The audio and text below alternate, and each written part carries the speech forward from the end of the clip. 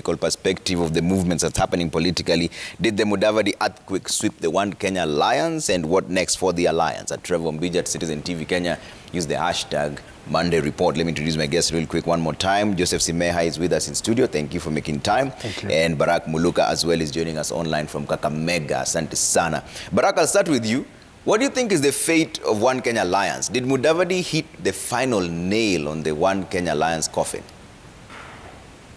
The One Kenya Alliance was doomed to fail from the word go because it did not have any significant ideological agenda that was bringing it together.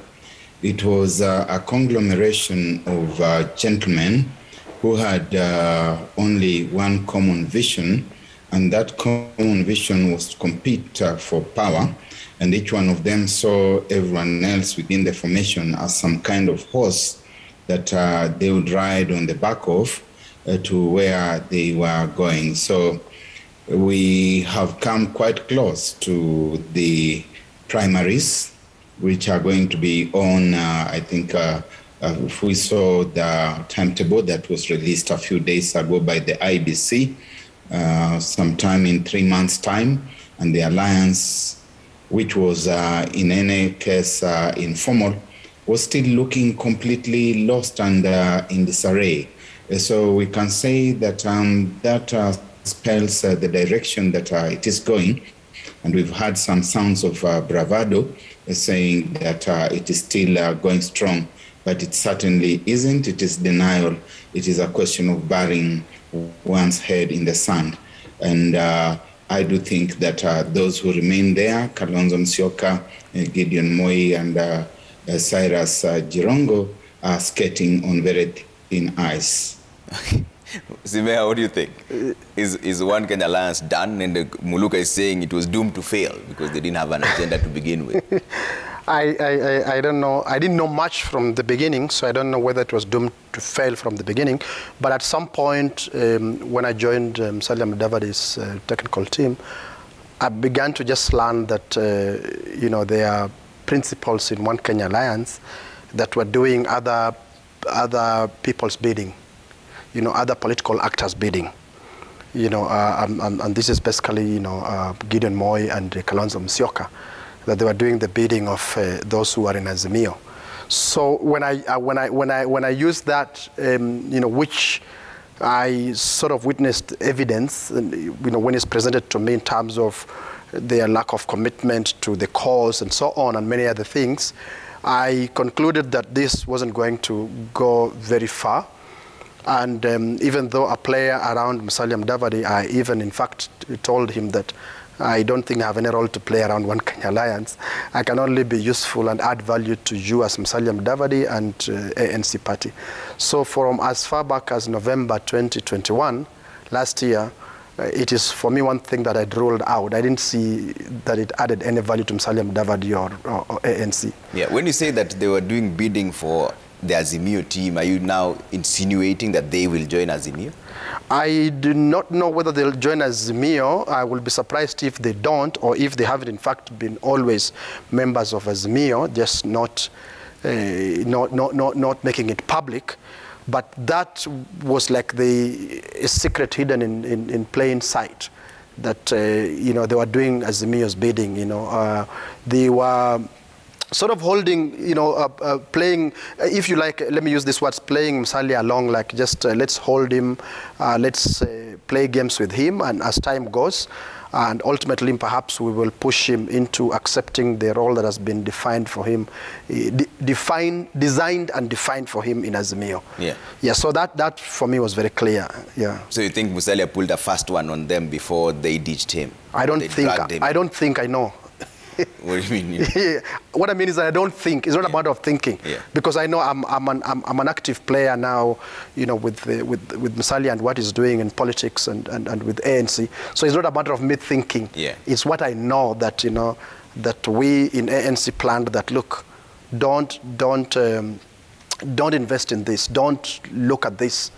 as part of your future, your political future at least. Yeah. Yeah, you have to look elsewhere. You have to chart your course, chart your path. Okay. Yes. Barak, I'd like to get your reactions from what Simeka is saying, but was it the right timing politically for Musalia Mudavadi to, or did he reveal his cards too soon?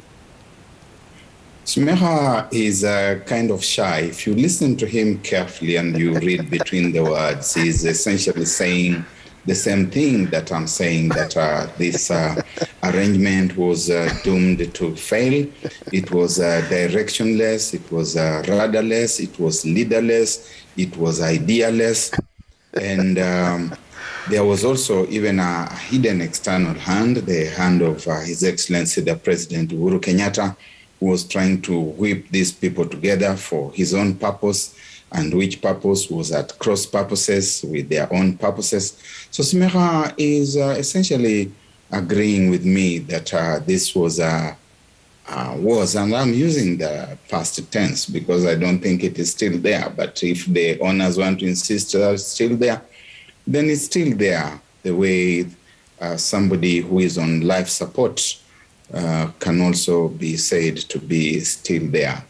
In the proper order of time, they are going to have to decide whether they are going to slog along on their own and, of course, suffer a humiliating defeat, because if they are not on either the Azimio side or the UDA ANC side, anything in between is going to be run over. Those who stay in the middle of a road like this one are going to get run over.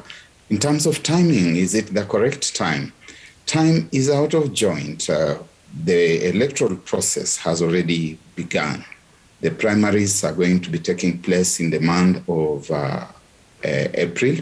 By the 22nd of April, they will be done and dusted. The month of May is going to be a period when those who have been cleared by their parties, who have won the party primaries, are finishing their business with the IEBC. And then, of course, from the 30th of May to the 6th of August is the official campaign period. So we are already on the home stretch. And if you are still prevaricating, you are still procrastinating, you are still dilly-dallying, I think the train is going to leave you. Okay.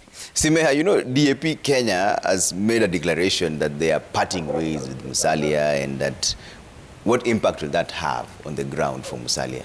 Many people, in fact, most of the Western leaders have said that they are not with him on this. Who is most of the Western leaders? Who is that? Sorry, I'm sorry that I have to ask you this. What do you mean by most of the Western leaders? Nabulindo is one of them who's come out. Francis Atwoli has come out. DAP Kenya have mentioned that they're not there. Marende has mentioned that today. You know the people who've said this. Yes, those are just a small minority without much significance on the political scene in Western. Barak and I are not part of that. but okay, on a serious note, DAP Kenya has never been part of ANC, has never been part of Musalia. To the best of my recollection, was never part of Azimio. I think it's also one of those creations of Uhuru Kenyatta, you know, to manage this succession the way he wants to manage it. So it doesn't. There's no news in anybody who joins DAP or who is part of DAP saying that they have parted ways, because there's no parting of ways. They've never been together in the first place. So I do not think that it's of any significance. But of course, based on how Musalia Mudavadi and ANC and other players actually who have an interest in the politics of Western Kenya are going to handle things in Western Kenya. I'm a member of ANC. I think it's important for me to make that disclosure. And based on what I know that has been planned, that we are rolling out and so on and so forth, I will just say let's wait and see whether DAP, whether people like Marende, who have never ever been able to gain any traction from the time he was bundled out of the Speaker's office, will have any significant effect on the politics of Western Kenya. In fact, for Marende, I would say on the politics of Bunyore. I would love to see whether he can have any traction on the politics of Bunyore. I'm waiting to see that. Barak, do you think the impact from the leaders saying that they're distancing themselves from Musalia has an impact on the ground mobilization in the voters? For avoidance of doubt, unlike Jamie Smeha, I do not belong to any political party, and I can therefore speak with a lot of objectivity. The persons we have seen disowning Mudavadi today are people who have basically been hanging on his coattails, with Marende being a late arrival. I was Secretary General of that party until 2 years ago, when I requested Mudavadi that I should step aside and create some space around him for him to populate the party with fresh blood and give it a fresh lease of life. And there was no Kenneth Marende. When things were very thick, Ken Marende told Kenyans that he was retiring from politics for a short while. That's an oxymoron. How do you retire for a short while? Anyway, the former speaker said he was retiring from politics for a short while. He has not come back to announce that he's coming back into politics. Francis Atwoli vowed here in Huisero, where I'm speaking from, in 1992 that he was leaving politics, and the only way he would come back into politics would be if his mother, who is my relative, were to come from the grave again. Sorry, it was 1997, not 1992. 1997, after he lost the KANU primary to Harrison Odongo Ayua, who went on to become the MP for Huisero. So in terms of politics, again, Atwoli has not quite told people when his mother came out of the grave for him to get back there. The DAP is a quisling organization, a quisling entity, which is on sponsored mobility. It belongs to the Azimio la Umoja arrangement. They are the people who have been attempting to destabilize parties that are associated with leaders from Western Kenya. It will be recalled that when I was Secretary General of ANC, we had a lot of problems that were sponsored by ODM, and they were worried of seeing that party stabilizing. I left, and suddenly the chaos that was sponsored just ended. The court battles ended overnight, and it's not difficult to see where that was coming from. So when you use the expression most, Trevor Ombija, you are a journalist, and as journalists, words are the tools of our trade. We know that they are loaded with meaning and value. You probably have placed the leadership of Western on the weighing scales, and you have seen that most of the leaders are running away from Mudavadi. Eugene Wamalwa is not supposed even to be in politics, according to the law of the land. And if he is in politics, he's not a member of ANC.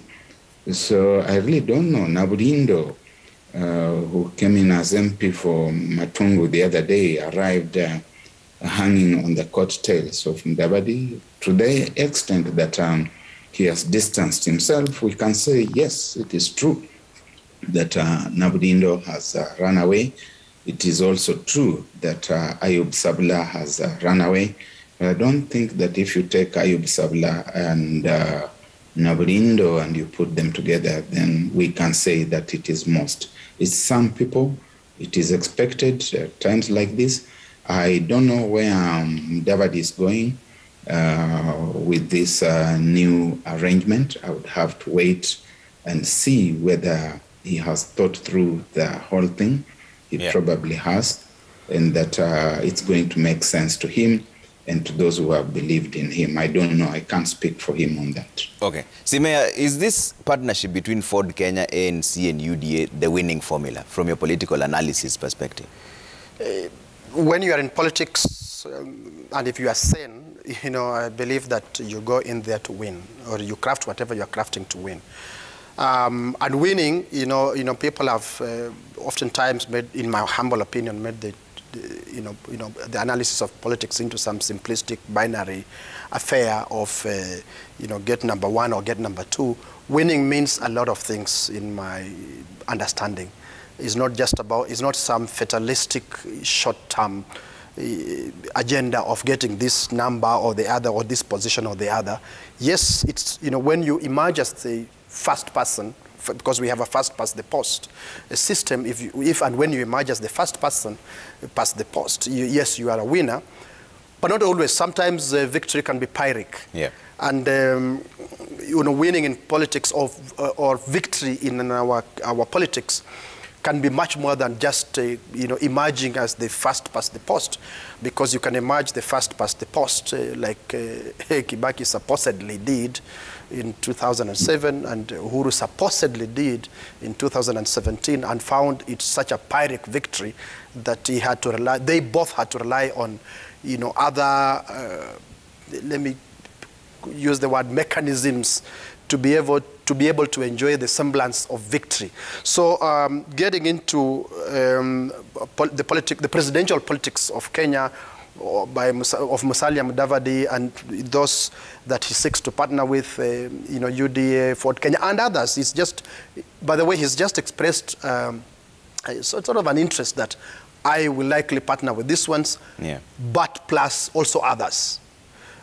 Getting into that kind of arrangement is just an indication that we will have an effect on the outcome of the succession politics, particularly presidential politics of the Republic of Kenya in August 2022. Okay. So it's not just about being the first one to cross, the post, but it's a lot more than that. You have to think about it a lot more deeply in terms of what is the significance of this victory. What does it deliver to you? What does it deliver to Kenya? Okay. What can you do with it? That's what I caution people to think about. And let me just add one quick one, Trevor, and sorry for taking too much time, that there's a number of us who have come into NC following in Barack's, by senior brothers' footsteps, who have said that apart from following the well-known, well-beaten traditional path of, dashing to victory, being constructively disruptive is part of contributing to a politics of a nation. Yeah. So we say, okay, you want to play those dirty games with us? We have learned from some of the best that we can be constructively very disruptive, so that we can provide Kenyans with real opportunities, real options. Yeah. In the management of their political affairs. Okay. Barack, there's always been the perception of the elusive Luhya unity, they call it. Does this help that quest, or does it widen the rift? When you look at the reaction to the earthquake, you can see that they are drifting even further asunder. It is not possible that with the utterances of the kind that we have seen today, we could say that people were closing in, that the gap was closing in, and that they were closer.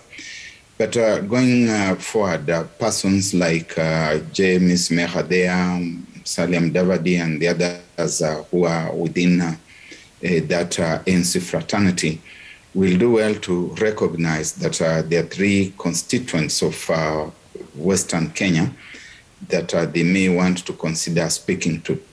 There is a hardcore constituency that comprises people like the DAP, people like Francis Atwoli, people like Dr. Eseli Simiu, Wafula Mnyinyi, who have already made up their mind, and it doesn't matter what it is that Mudavadi and Smeha and the others do. When they were in One Kenya Alliance, the same people berated that One Kenya Alliance. Now they have moved out of the One Kenya Alliance, they're being berated. The other two audiences are, of course, the undecided, people who have been waiting to make up their mind about where to go during this election. Mudavadi and co have got to convince them that the decision they have made is the right decision. And finally, there are those who have been their very ardent followers. They obviously are absorbing the shocks of the earthquake, and the owners of the earthquake, we need to go to them to convince them that they have made the right decision. If they get those two constituencies together, they can always forget about the third constituency, and therefore, for purposes of the kind of political mileage of a united nature that they would say they want, they can say they are united. There's never unanimity that is 100%. Yeah. The only one I have seen in recent elections has been from central Kenya. But even from there, I'm advised that in 1992, we saw some people voting for Mwai Kibaki, others voting for Kenneth Matiba. And we have seen many candidates, even from that part of the country. In Luo Nyanza, we have seen Orengo and Professor Nyang' Nyong'o going in different directions and then being brought back. We saw earlier on Jaramogi Odinga had his own path, and Tom Mboya had a different path. So this thing about Luhya unity or lack of it is sometimes played out of context. You need to look at other communities as well and ask what is happening there.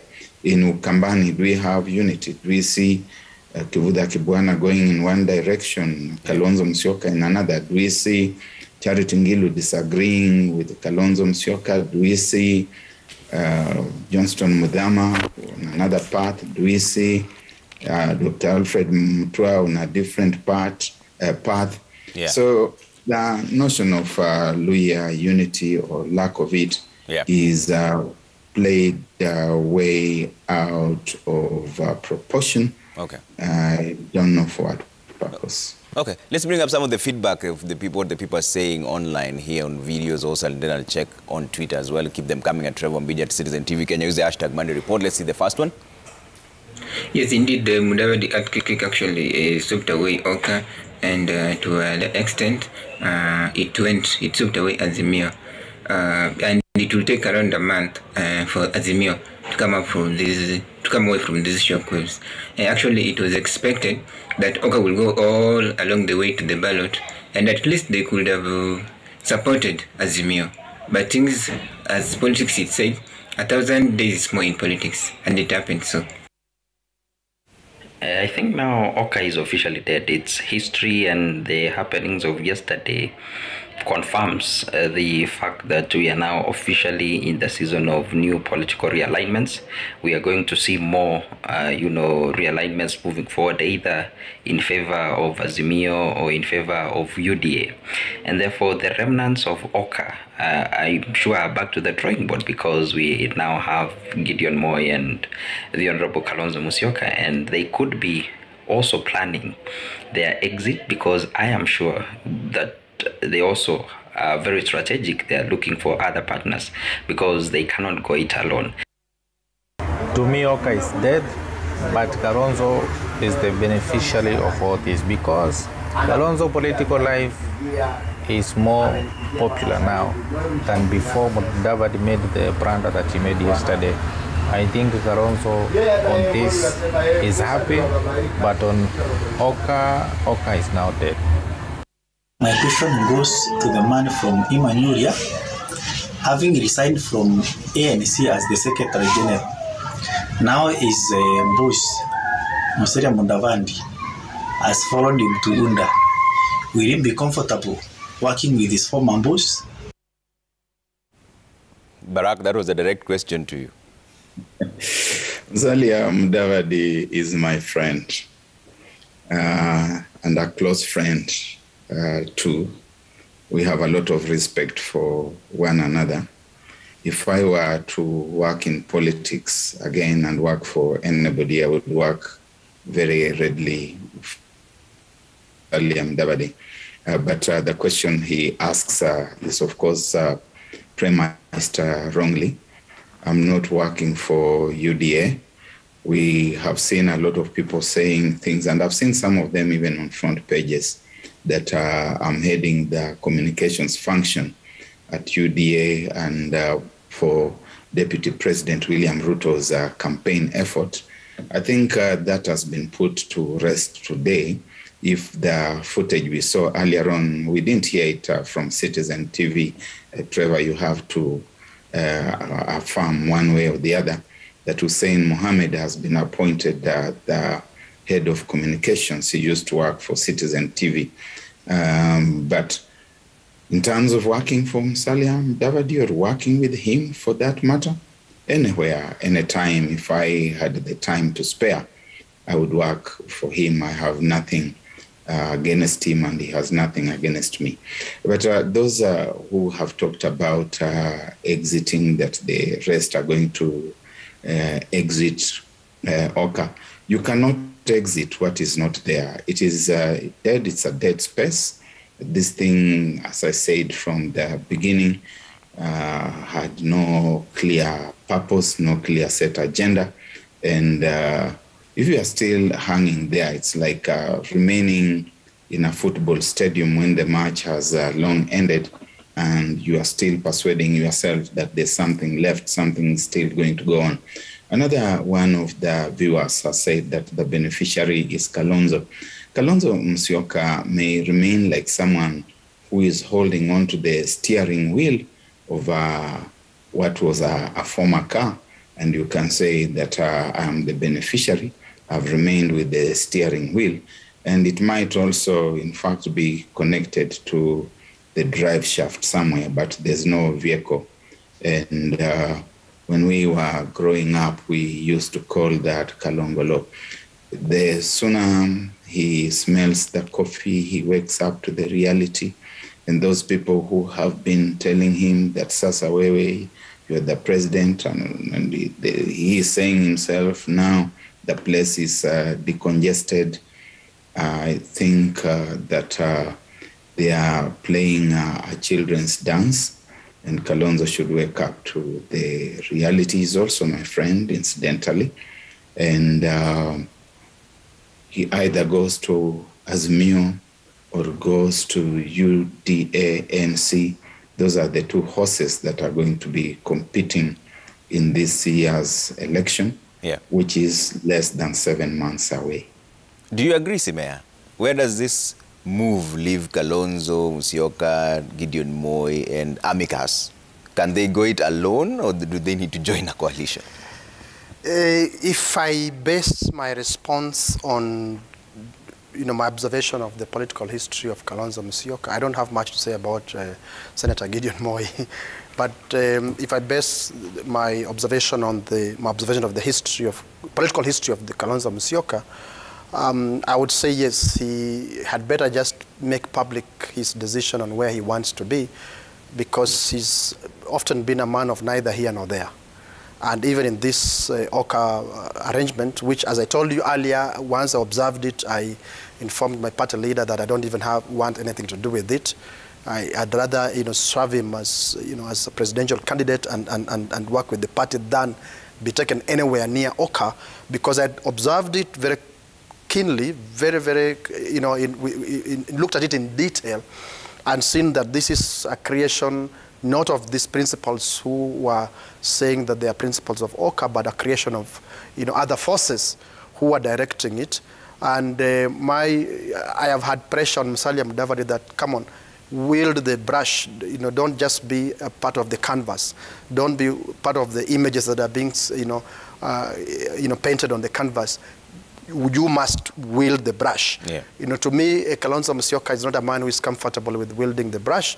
He's anytime comfortable with being squeezed somewhere onto the canvas. Yeah. So I think the quicker he makes it public where he has been told and agreed to, the better, I think, for him. So now that you're part of the team that crafted this whole move that you're calling the disruption, the constructive disruption, which role is Musalia going to play in UDA? Is he going to be a running mate, or is he going to be the presidential candidate? Let me actually if I could say this very forcefully, correct this impression that I have been hearing being bandied around. Musalia playing a role in UDA? Musalia Mudavadi is a party leader of ANC. But they're now working together with UDA. So why should he play a role in UDA? Parties either come together to form a coalition or some kind of joint working arrangement. So if that coalition is formed, which role will he so play? You cannot say that he's going to play a role in UDA. You cannot talk about Musalia Mudavadi and or ANC joining UDA. You can talk about them negotiating a partnership. And it may be a successful negotiation, or it may not be successful. It's just an expression of interest that we are open to working with other people in the Republic of Kenya. And who best do you work with other than the ones you have in the Republic of Kenya? You're running away from my question. No. I'm just providing you a context. Because it's as if we have some other people out there that we will go and import and then negotiate with. No, we will work with the ones who are here. And to your question, Musalia Mudavadi is not going to be a running mate of a candidate of UDA. Musalia Mudavadi is a candidate and is going to be a candidate of the Amani National Congress. With that, the ANC and Musalia Mudavadi is going to negotiate a partnership based on interests of the party and of the people of Kenya as we perceive them as ANC, and of course of the partners, and based on certain irreducible minimums that we may then bring together and agree on, hopefully, inshallah, a joint platform, and move on to the general election with Musalia Mudavadi, to the best of our knowledge, God willing, being a presidential candidate of the ANC party. So there's no plan, there's absolutely no plan about Musalia Mudavadi playing some role in another party other than being the presidential candidate of ANC and or a coalition in which ANC will be a partner, God willing. Barack, I'm about to take a quick break here, but I'd like to hear your views on that statement right there. So isn't that a bit confusing? So if Simeha says that he's not going to deputize anyone, and there's already a UDA declared candidate for presidency, how does this coalition work exactly? I think by the same token, there is an ANC declared presidential candidate. It starts becoming a very tricky affair. I do not know how they're going to navigate their way through that trick, because there are also expectations from the mountain. And if we were to assume, even for the sake of argument, because we know that Deputy President William Ruto cannot be Deputy President again because of the constitutional bar on that one. And so it could only be expected that maybe Mudavadi would be the running mate. I don't know where that would leave Mount Kenya, because they have also been banking on the possibility that one of their own is going to be the running mate. That, as it may be, I think it is wrong to state that Mudavadi has joined UDA, has gone to UDA, is now in UDA.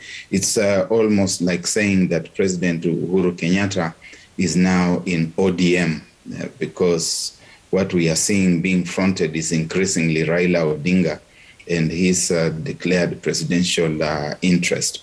I think if you were to say that President Uhuru Kenyatta ameingia kwa ODM, he has joined ODM, and that the people who are following Raila Odinga, Peter Kenneth, Mr. Kamanda and others, that they have joined ODM, they have gone into ODM, I think that would be to misrepresent facts. And by the same token, that also is applicable on the Musalia Mudavadi, William Ruto side. That said and done, the challenge is still there. It's a big challenge. I don't know how they're going to navigate their way through it.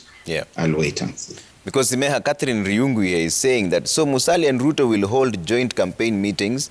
Each is a presidential candidate. Each will campaign for the other, or for each other, or for both. She's saying she doesn't get it. When we talk about a joint platform, it means you have negotiated certain minimums, minimums that you've agreed on that form part of that joint platform. It normally means that there are certain things that one party expects of the other, and certain things that each of the parties is uncomfortable with from the other party, so therefore those get dropped. So what you carry forward as a joint platform are the minimums that you have agreed on. Once you've agreed on that, excuse me, you campaign on the on the basis of that as the platform, what are you offering Kenyans? Yeah. And you're saying that when time comes, we are working on a mechanism that will enable us to make a decision on how to arrive at, not even who, how to arrive at the presidential candidate and running mate and whatever other arrangements. But let me say this, that, you know, it's like many people are paralyzed by the comfort of what they are used to, yeah. which is that it always goes this way. You know, there's no way William Ruto can be anything else other than a presidential candidate. Who says that? Because he's been a running mate before, now he can't be a deputy president again. It is, I think it's intellectual laziness. It's just, if you ask some people in 2017... That's a nice way of putting it. If you ask some people in 2017 whether Raila Odinga would ever work with Uhuru Kenyatta, late 2017, early 2018, maybe even including me, by the way, would likely have refused and said, no, how? What do you mean? It cannot happen. I know that people cannot fathom the possibility of, William Ruto, Deputy President of the Republic of Kenya, backing Musalia Mudavadi as a presidential candidate. We in ANC right now are about the art of the possible, not the art of the impossible, but the Constitution, which is where people find much more comfort. Successful enterprise is created by those who are willing to be bold, take very bold decisions. And I know that William Ruto, Deputy President, knows that, and Musalia Mudavadi knows that. Okay. Politics is dictated by so many things, but especially circumstances of the moment. Musalia Mudavadi's run for the presidency is not a fatalistic, short-term, now or never. And I believe neither is William Ruto's. I believe, that one I'm not sure. But just... You can use the hashtag Monday Report. I'll try to squeeze as many of them as I can, all right?